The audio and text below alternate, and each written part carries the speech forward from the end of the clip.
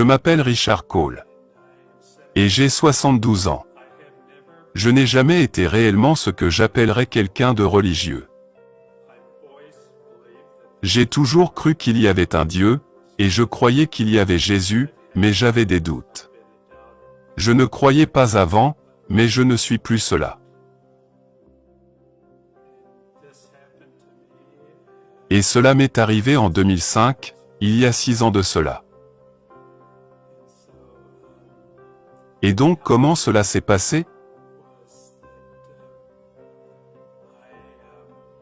J'étais en route pour Monterey. J'y vais chaque année, pour les courses historiques de voitures. Alors que je m'étais arrêté au feu rouge, j'ai eu une douleur qui a commencé dans ma mâchoire, juste dans la région mandibulaire, et descendu de ma mâchoire le long de mon artère carotide, et dans ma poitrine. J'ai dit, oh c'est étrange. Mon ami et sa femme ont dit, qu'est-ce qui ne va pas? Tu ne sembles pas très bien. Tu as des symptômes? J'ai dit, eh bien, mes mains sont un peu moites, et je me sens un peu moite. Je ne sais pas ce qui se passe.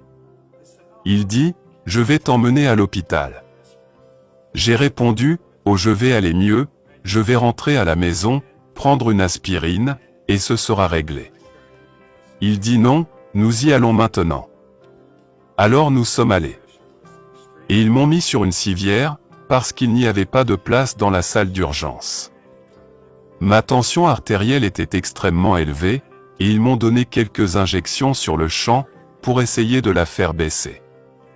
Puis je suis allé directement dans la salle de radiographie, et ils m'ont fait quelques radiographies.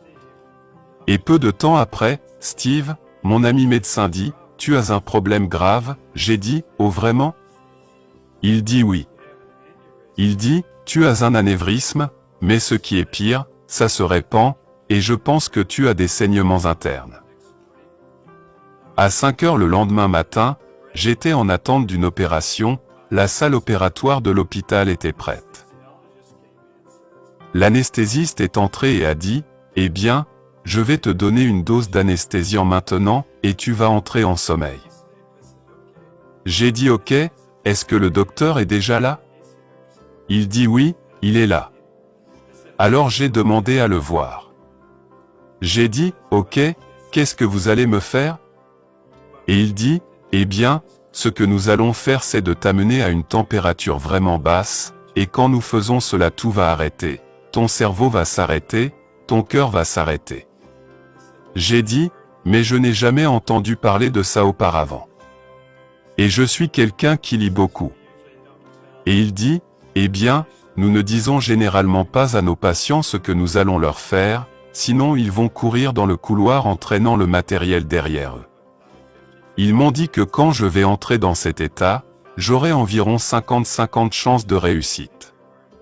J'ai découvert plus tard que ce genre d'opération où ils vous ouvrent le cœur, tu as 10% de chances de survie. Alors les anesthésiologistes ont mis l'intraveineuse. Je me suis endormi sur le champ. Ils m'ont conduit du couloir jusqu'à la salle d'opération. Et c'est alors que je réalise que j'étais toujours conscient. Que je n'étais pas encore endormi. C'était comme si je m'étais endormi pendant un petit moment, puis je me suis réveillé à nouveau. Et là je les vois me conduire dans la salle d'opération. Et donc, je voulais dire au médecin, et vous devez me donner un peu plus de ce que vous m'avez donné, parce que je ne suis pas encore endormi. Mais je ne pouvais plus parler. Je n'avais plus aucune douleur, ou quoi que ce soit de ce genre. Je ne pouvais juste plus ouvrir ma bouche, et prononcer des mots, même si j'essayais de toutes mes forces de leur dire que j'étais toujours conscient. Donc je suis couché sur la table d'opération, et il y a 3 médecins debout sur moi, et 2 infirmières. Et ils avaient tous leurs robes, leurs masques, et tout ce qu'il faut. Ils sont prêts à intervenir, et j'ai entendu le médecin demander à l'infirmière, bistouri. Et elle le prit et ils ont commencé à m'ouvrir de là, vers le bas, il m'a ouvert comme ça. Et puis ils ont pris une scie électrique et ont commencé à ouvrir le sternum. Puis je les ai vus descendre et commencer à prendre mon cœur, puis tout est devenu noir. J'étais cependant toujours conscient, mais je ne pouvais rien voir. C'était comme un épais brouillard noir. Et j'étais juste debout là à regarder autour de moi. Je ne savais que faire ensuite, ou ce qui allait se passer ensuite. Puis tout d'un coup, 2 faisceaux de lumière sont venus au-dessus de mon épaule droite. Alors j'ai commencé à me retourner et à regarder par-dessus mon épaule, pour voir d'où ils venaient. Et puis j'ai entendu une voix. La voix était très autoritaire, mais pas bruyante. La voix me dit, ne te retourne pas, et j'ai pensé, pourquoi pas? Et la voix dit, ne te retourne pas, parce que si tu vois mon visage, tu devrais rester ici. Et il dit, ce serait ok si tu restes ici, mais j'ai un travail pour toi. Et si tu me désobéis, je ne serai pas content. Et il dit, tu ne voudrais pas me voir mécontent. Alors je me suis dit, bien d'accord, je ferai mieux de faire attention et fais ce qu'il dit. Et puis j'ai dit, je sais qui tu es. Et il dit, oh tu le sais? Et j'ai dit oui. Et tout au cours de cette conversation, j'ai eu le sentiment de savoir qui il était. Il allait et venait derrière moi. Qu'il était assis sur un trône blanc, juste un trône simple, sans artifice ou quoi que ce soit dessus, mais juste un trône blanc, et je pouvais juste le sentir. Je ne sais pas pourquoi, mais c'était juste ce que je ressentais. La prochaine chose qui s'est produite est qu'il a dit, « As-tu des questions avant que tu ne partes ?» J'ai dit, « Vous savez, je dois y penser. » Et j'ai pensé, et je pensais vraiment très fort, à ce que je devais demander à Dieu. Je ne pouvais pas penser à n'importe quoi. Je voulais être assez intelligent pour demander quelque chose de très pertinent. Et alors j'ai dit, eh bien, je vais devoir revenir à un vieux cliché. Quel est le sens de la vie? Et il s'est mis à rire. Et j'ai dit, qu'est-ce qui est si drôle? Et il dit, eh bien je ne sais pas pourquoi, mais beaucoup de personnes me posent cette question.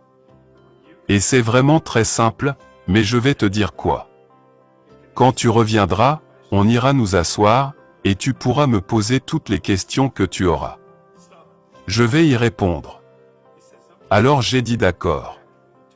Il dit c'est ok, il est temps pour toi de retourner. Et alors que je revenais. Je suis désolé.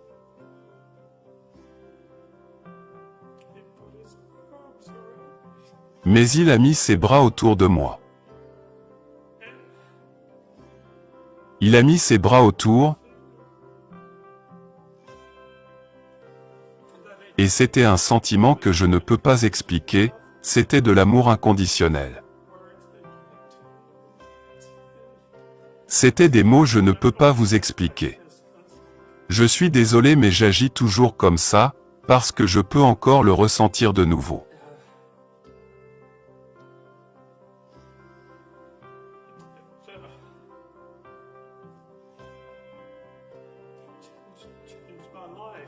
Cela a changé ma vie. Et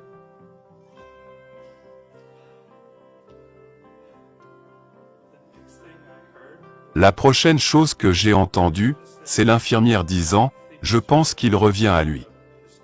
Sa température commence à remonter à 32 degrés. 9 jours plus tard, je suis sorti de l'hôpital. La première chose que je voulais faire, était de dire à tous ceux que je connaissais, ce qui m'était arrivé. Mais je vais devoir vous dire une chose. Ma vie a changé, complètement. Je n'ai plus peur de la mort. Tous les problèmes que je pensais être des problèmes sont tous partis. Je n'ai pas de problème. Il n'y a plus rien qui puisse m'abattre. Une semaine plus tard, un gars que je connaissais est venu, Et il dit, j'ai entendu parler de ton expérience, j'ai dit oui c'est arrivé. Il a dit, j'ai entendu dire que tu as eu une expérience de mort imminente, et que tu étais parti pendant environ 1h30. J'ai dit oui c'est vrai. Il dit, eh bien, la même chose m'est arrivée. Et j'ai dit, avec la même question, quel est le sens de la vie? Il dit, oh cela c'est facile, tout est question d'amour. C'était la réponse parfaite. Alors j'ai reçu ce message sur le champ. Maintenant j'ai étudié la Bible, et ça me prend beaucoup de temps. Cela fait 6 ans que je le fais. Je me suis fait baptiser récemment. Et les gens me posent des questions à ce sujet, pourquoi tu te fais baptiser maintenant? Je réponds, parce que c'est le bon moment. Vous savez, je ne sais pas quoi leur dire d'autre. Je ne crois pas que vous devez être baptisé pour aller au paradis. Mais je sais une chose, je veux suivre ce que Jésus a fait. Il a donné l'exemple, donc je l'ai fait.